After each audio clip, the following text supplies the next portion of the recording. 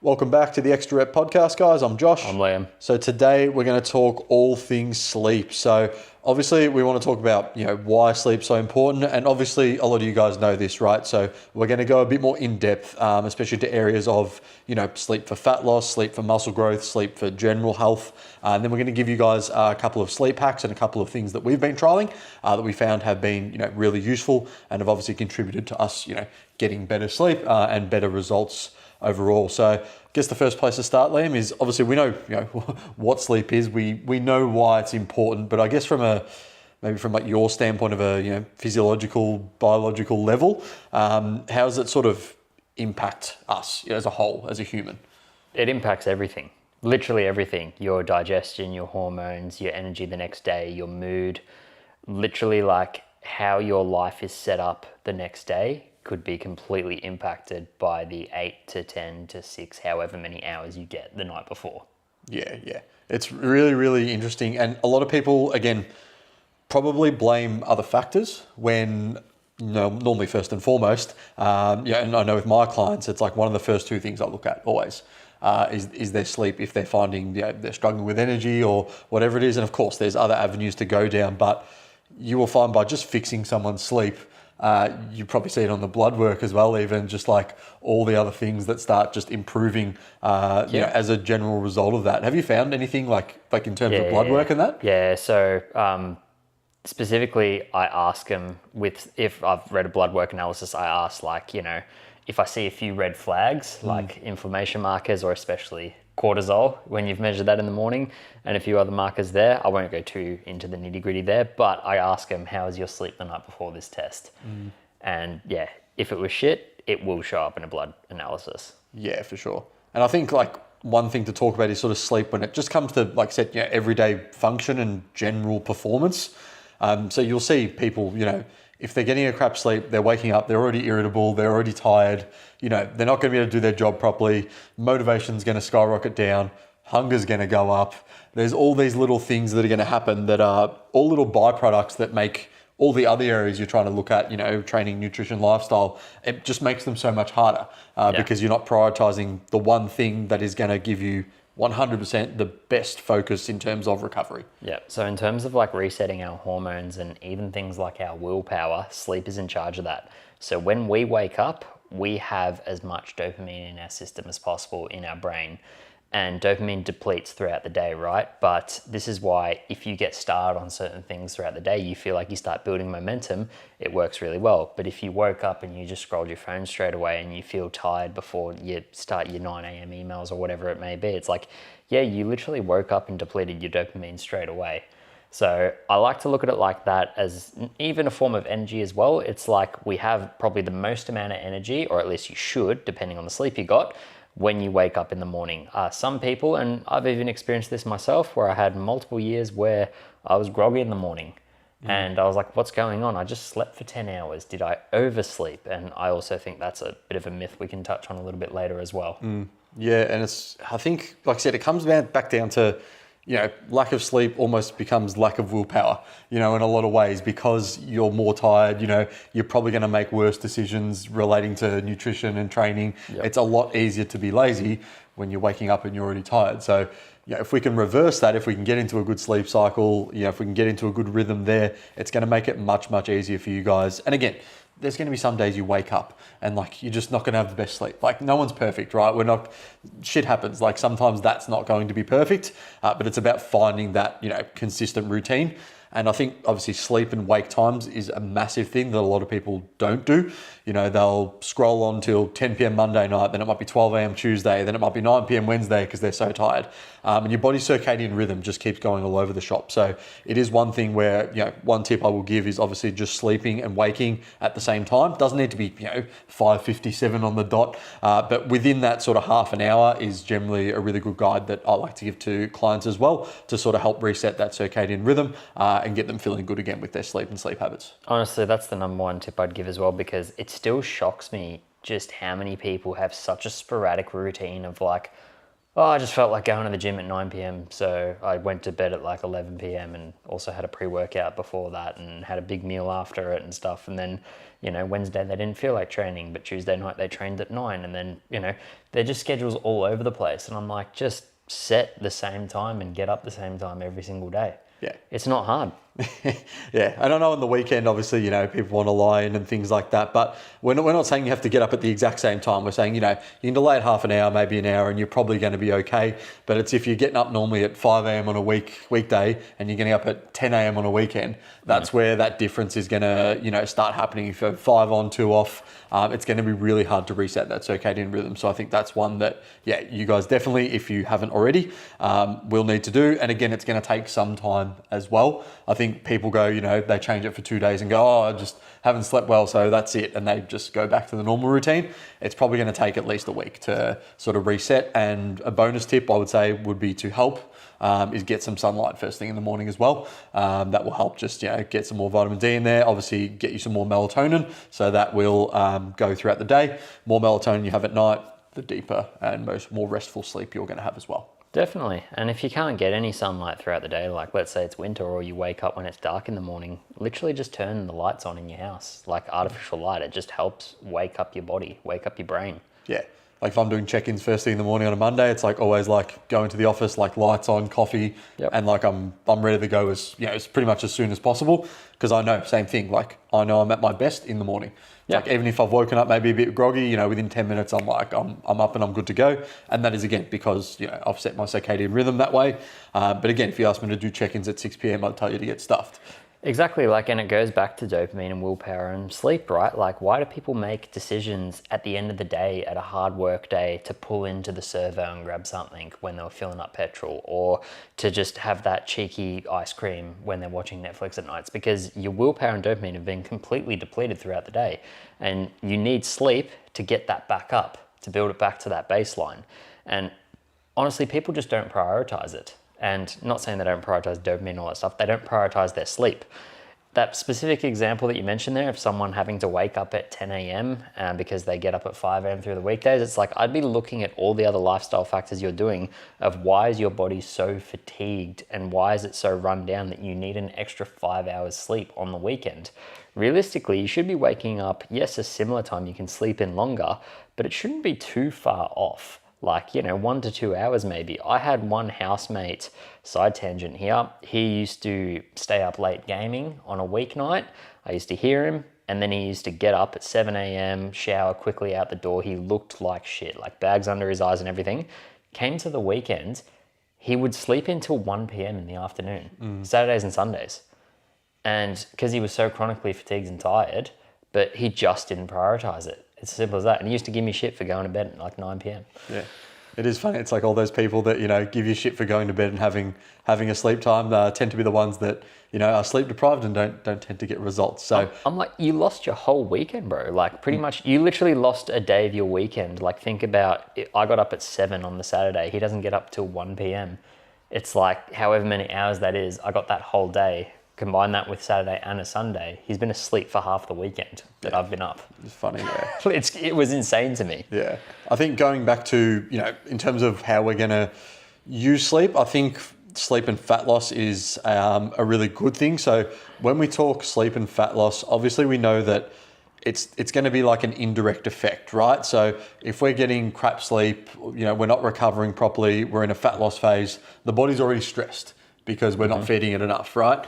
So if we get to a position where then sleep adds another stress onto that, that's obviously not going to be a good thing. And we know when we don't get enough sleep, when we talk about leptin and ghrelin, our two hunger and satiety hormones, hunger's going to rise, satiety is going to go down. So you might have the exact same food as you did, yesterday, but if you've had a shit sleep, you might just be 3 times as hungry, even if you're eating the exact same food. So, if you've ever felt that after having a crap sleep, you'll know straight away that, your hunger and satiety signals are a bit out of whack. And that is another reason why, people eventually, again, just gives them, more to be like, okay, yep, I want to cheat because I'm hungrier.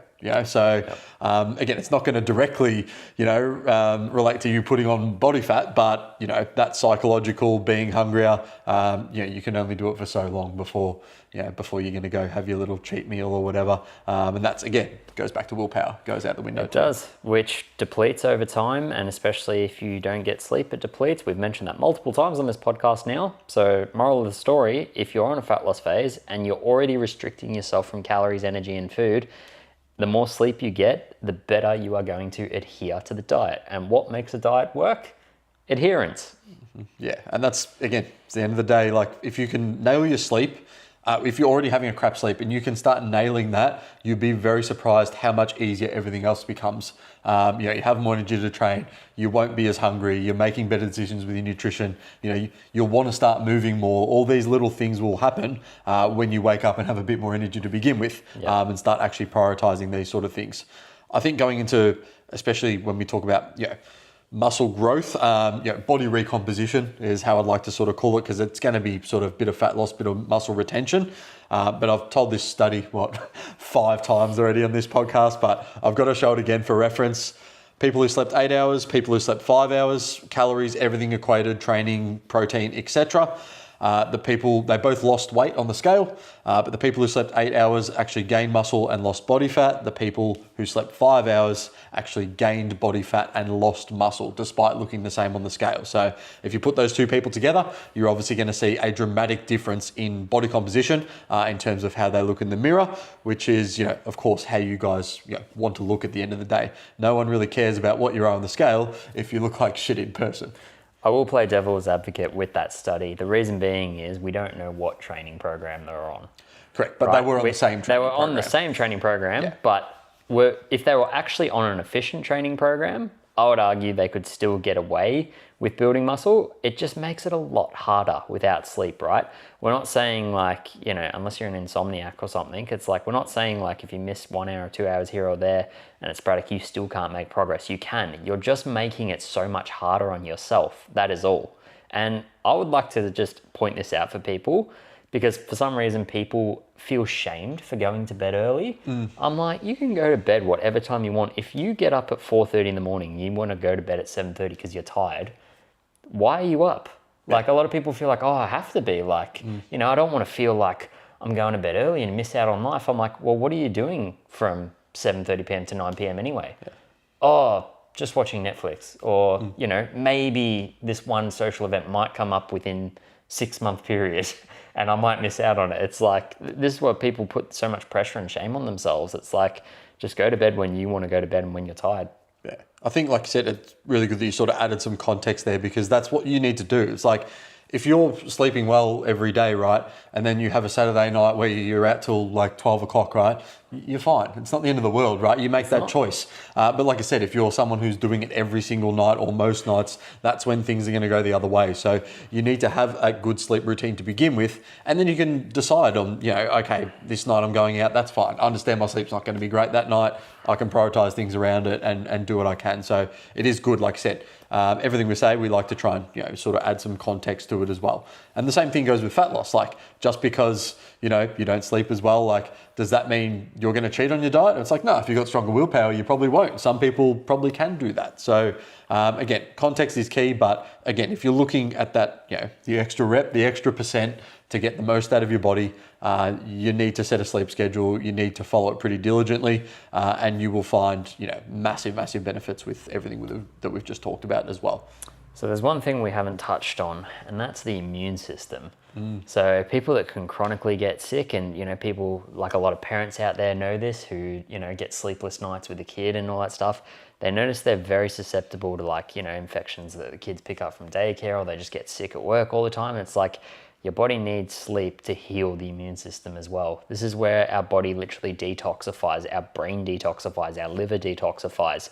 Like, it gets things going for your morning bowel movement, or if you wake up to go to the toilet, whatever it may be. So it is very important to get your sleep. Yeah, and I think even going into this now, we'll sort of talk, I guess, some like sleep hacks, or supplements and things that we've sort of going through and been using. And I know you've got the data on this one because I've jumped in. Recently, I've been using nasal strips.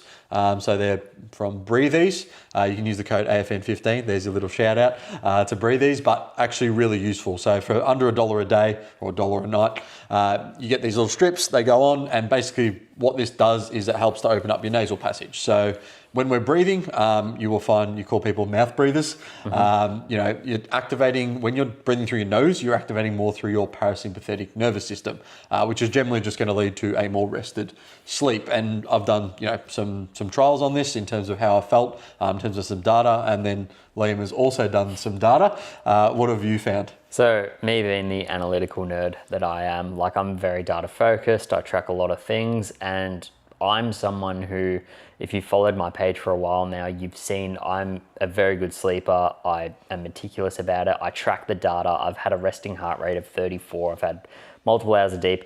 I didn't think I could actually improve my sleep. And that sounds very arrogant, I know. And I ended up just getting I went to the Nutrition Warehouse sale, and they had a lucky dip from your purchase, and I ended up getting a free 30 pack of nasal strips. And I was like, oh, okay, why not give them a crack? Yeah.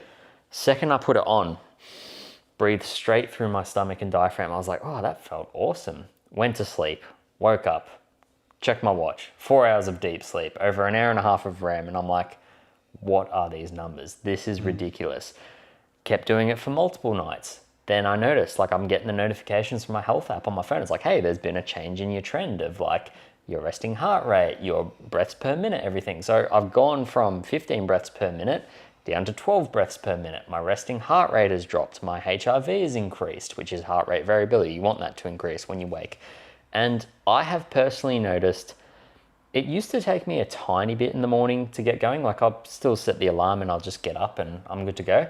I'm waking up just before my alarm, kind of wired, ready to go. I'm getting technically less sleep, but it's more deep and impactful sleep, and I'm ready to go. I'm this is pretty ridiculous, to be honest. Yeah. I'm sold. I'm a fan. Yeah. And I think mine was, it was I'd always be in the high 80s or around that 80 mark. And then as soon as I started having the nasal strips, it was just instantly I was up to 90, 95 and sticking around there. So again, the benefit's probably going to be different for everyone. For me, I probably noticed a good 10 to 20%. For you probably noticed, more so. And especially when it goes back to the duration of sleep. It's you were probably getting technically slightly less sleep. But if we can improve the quality of the sleep, which is exactly what the nasal strips are there for, that can be really easy. So I find them a really cheap and easy solution. If you guys want to, obviously, jump on those, feel free, give it a crack, give it a try. One thing I haven't done is mouth taping as well. For me, that's just going a bit too far. I want to try it, but I'm a bit shit scared. Don't want to be mummified at the moment. But I've heard, people have the mouth tape and the nose tape, and they're out. They have, crazy sleep. I've got facial hair, so... Yeah. A mouth tape, it just seems a little bit... Yeah, probably not great. A little bit uncomfortable. Yeah. But I will say, because there's probably someone out there that gets really good sleep and they prioritize their sleep, but they may still feel like crap throughout the day. I used to be one of these people. I used to have to sleep 10 hours a night. It was ridiculous. I'd go to bed at 9 and I'd wake up at 7:30. My body was struggling to get out of bed. And I'm I just slept for 10 hours. Why am I struggling, right? And we look at the impact of the quality of sleep. So tracking all those metrics before, as I mentioned, I was getting a lot of light sleep, REM sleep and all that, but I wasn't getting that quality deep sleep that I needed. And having the nasal strips really helped me, because it's I'm getting shorter sleep, but I'm technically getting better sleep and I'm not tired in the morning. So I actually get those 1 to 2 hours back in the day, which makes me more productive. But one thing that also I noticed, because it wasn't just the nasal strips, right? It was actually my training volume. I used to do way too much training volume that I couldn't recover from, even though I thought I was recovering from it. Turns out my body was actually just asking for more and more rest. Yeah. And it's funny, even the training volume thing, we won't cover it too much, but if it goes too high, again, of course, that can impact sleep as well. I still think a lot of people, it's they don't overtrain, they under-recover.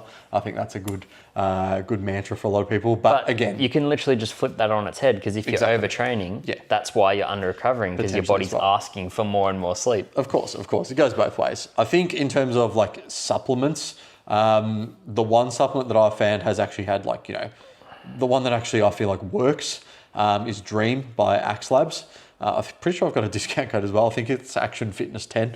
So feel free to try that. Expensive. It's like $100 Australian, but really, really useful. Like I have a scoop of that and I have some whack dreams, but I'm really in that deep and REM sleep. If someone has struggled to get to sleep, valerian root, prescribed that with a few clients and they really like that for being able to get to sleep a bit quicker. Staying asleep, it's kind of hard. Like I don't want to recommend ashwagandha just because there's a few, it's probably good, but there's also, taking it by itself. A lot of people have received some research to say it sort of numbs and blunts your sort of emotions a little bit. So I wouldn't take it for a prolonged use. And of course, consult your doctor with any supplement recommendations we give as well. The other one I'd recommend in terms of just like de-stressing would be like L-theanine and 5-HTP. I find those are really good, especially if you're more of an anxious wired person that struggles to calm down. L-theanine and 5-HTP for me have been really good if I've been anxious to just help me just drop down, get a restful sleep. Have you got any? Oh yeah. Yeah. I've got the whole stack, but I'll summarize it and just make it real quick. So I'll give you 3. Number 1, magnesium glycinate. Amazing for just calming your nervous system down, especially for relaxing your muscles and everything from if you have, done a lot of training throughout the day. Next one is saffron extract, 30 milligrams at night. This one was a game changer for me. I used to be someone who I had no problem sleeping, but getting to sleep, I'd toss and turn a bit. Saffron just completely got rid of that for me. And the next one is not actually a supplement, it's honey and chamomile tea. Literally a chamomile tea and a teaspoon of raw organic honey. The reason that's good, right, is because some people with insulin resistance and blood sugar issues throughout the night, that's why their cortisol spikes, they wake up, they have a weak bladder, they have to go to the toilet, right? But drinking chamomile and honey, so the sugar in the honey really helps assist with detoxifying the liver, actually producing insulin with the pancreas. Honey's been shown to be doing that, so there's a lot of studies and references out there. And then chamomile, same thing, not only for circulation, but the heat calms the nervous system down when you drink it as a tea. So yeah, that's a really cheap and effective one. The other 2 supplements, saffron and magnesium glycinate, cost money. Not saying honey and chamomile doesn't cost money, but a big tip I just give for a lot of people is actually just make sure you keep water and food as far away from your bedtime as possible. We don't want to spend energy trying to digest food, or, if you're really hydrated right before bed, you risk having to get up during the night, disrupting your sleep, taking a piss. What happens when people get up at night? They check their phone straight away to see what the time is. Oh shit, it's 3 a.m. If they don't have their phone on do not disturb or sleep, they're like, oh shit, a notification comes through. It's like all these little things can really ruin it for people. Yeah. I find that's funny, like you mentioned, with the not eating, I actually saw there's something about, I think it's about kiwi fruit. And like I said, if people are waking up during the night, like I said, goes back to that, glucose spike and that. So people have been having like kiwi fruit or potentially just some sort of, either honey or fruit, potentially before a couple of hours before bed. And they're finding that actually helps them stay asleep and not wake up, whether that's, obviously going for a piss is a different story. Just don't drink so much water before bed. But yeah, that could be something that if you are waking up multiple times and not knowing why, could be a blood sugar issue. So yeah, potentially having some more fruit before bed could be a super option there for you. Anything else? No, that's plenty. Cool. Yeah, that's plenty. Blue light blocking glasses is probably the only one I'd actually recommend as well.